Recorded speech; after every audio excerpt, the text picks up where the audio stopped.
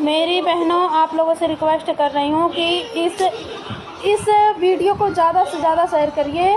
इसका नाम रोहित है और ये सोनिया नाम की आईडी बना के बार बार परेशान करता है। बात करनी मना करो तो गलत कमेंट करता है और गलत चीज़ें भेजता है, ठीक है ना। कमेंट पर ऐसे लोगों को क्या करना चाहिए आप लोग बताना, ठीक है ना। हम बहनों के ऊपर सवाल उठा है, इसलिए मेरी रिक्वेस्ट है बहनों से कि इसे सबक ज़रूर सिखाएं, ठीक है ना।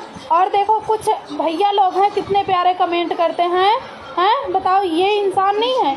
आप इनकी भी डीपी देख लो और पढ़ लो, ठीक है ना। मैं इसीलिए लगा रखी हूँ। और इसकी देखो, इसका नाम रोहित है और ये सोनिया नाम की आईडी बनाया हुआ है, बहुत परेशान करता है। मेरी बहनों, आप लोगों से रिक्वेस्ट है इस वीडियो को ज़्यादा से ज़्यादा शेयर करिए प्लीज़ मेरी प्यारी बहनों, ताकि ऐसी हरकत कोई ना करे, ठीक है ना।